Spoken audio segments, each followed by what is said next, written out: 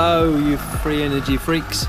Just made a few modifications on the motor generator, magnetic motor generator, I think that's what they call it. I've been told it's not a Bedini, but I think the circuit's similar. But yeah, I'll just give you a run over what's actually been going on here and what I've actually been trying to achieve or trying to do in terms of trying to make this as efficient as possible. Well, I started off adding a few extra coils. These are electromagnets. Basically, they're obviously you power them and they become a magnet, or if you wire them up and power them slightly and you run a magnetic field across them, they'll generate some power as well, which is this one, and this one's not so much, because this is outside of the timing circuit. So these three, these two, and this one add extra charge to the charge which goes actually to the load. But also when this is switched by the MOSFET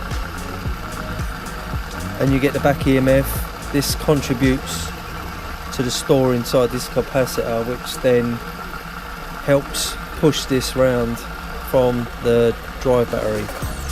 But yeah, I've noticed I've got it down to about 112 milliamps, which is at the moment driving it round. It's just pushing it around each magnet via the pulse circuit. But actually all of these contribute to the pulsing round, so that's why there's so much draw. So I should imagine each one, divide that by 6 or 7 maybe, I think it's 6. All those are draining the power to pulse this round every time, but at the same time it's pulsed and switched off. That's when you get your back EMF, which is charging this capacitor. So at the moment there's no load. There's no load on there because I haven't connected this yet. I'll show you that in a second. Basically when I connect that via the meter on the current setting, will just basically show the current going into the battery, what the battery is actually draining from the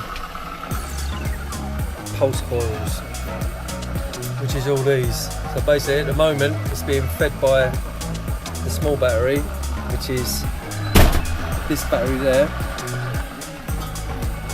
and that feeds the coils. But then when this is switched off by the MOSFET, by the timing field effect transistor, which is this there, you'll get that massive, well, not so much massive, I'm not sure whether it's big or not. I haven't got the gear to measure the actual spike of the output, which will then charge this capacitor, which helps pulse it around, which in turn reduces the current drain on the actual moving round of the circuit. At the moment it's 11.73. I did do this video earlier, but the GoPro seemed to throw the file out, so I had to just start it all over again. But at the moment, this the actual pulse, the drive battery, this is the voltage measurement for this, which is 11.73. That slowly drops, but I did notice after putting a load on it increases, and it kind of stays stable for a long time. I mean, this will probably do this for about 8 to 12 hours and pretty much stay as it is, because obviously there's no load applied, which is the charge for this battery. Now what I'll do is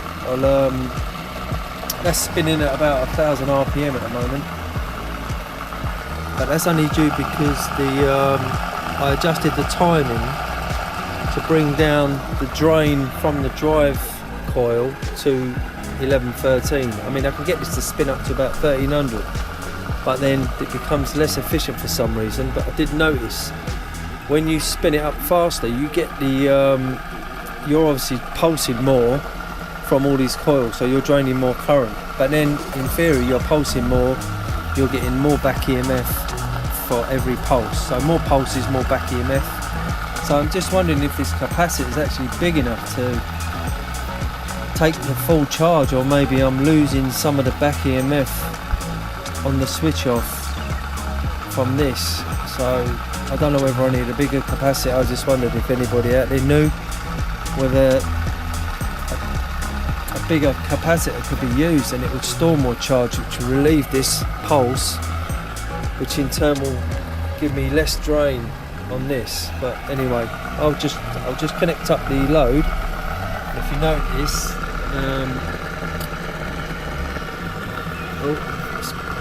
let's actually connect that, and you get 0.2. That's drawing 250 milliamps now, which is charging this quite large car battery. So this load from the pulse coils is charging the battery. So at the moment, as far as I'm aware, we're charging this battery at 240 milliamps. As that becomes more charged, the resistance inside the battery will change, and obviously you won't need as much current to charge it, so then it will relieve this. But this is the main thing we're worried about, is the amount of current drain from the drive battery. When the load's connected, we've got 400 milliamps now, so in theory that's about right. The drain from the load from the battery is basically added to the drain from the drive battery, but at the same time we're charging, so we're obviously losing some and we're charging some. And also you've got the voltage drop, which every time the load is connected, depending on what the load is, it depends on what the voltage drop is. We're down to 11.59. But if this does carry on charging, ideally, if this was in an over unity system, this would start actually going up whilst it's charging this load. Which, as we probably know, there is, well, I don't think it's not been proved yet, but there is no such thing as over unity. But I'm just trying to do some experiments to see how close we can get to that, or get to the efficiency to a point where you don't need. You can run a system on even if it's zero, but obviously you've got to gain something, I suppose, otherwise it wouldn't be worth doing the experiments. But yeah, I mean, it's RPM at about 1,000. Current drain from this without the load is 112. Obviously I've loaded it up now. This is reading 0.21. For some reason there's a few extra milliamps which is being drained somewhere. I'm just wondering if that's actually in the maybe the design of the pulse circuit itself. But yeah, I mean, work in progress, I suppose. We just have to see. Maybe there's more efficient charging. I mean, these are just electromagnets, so they're not even really specifically designed for a charging application. But I was just wondering if I've got more of these coils, which are longer, where the fields are more narrow, so the more lines of flux are cut on the coils when it's actually energized. Not too sure, but yeah, hey, let's see how it goes. Thanks for watching.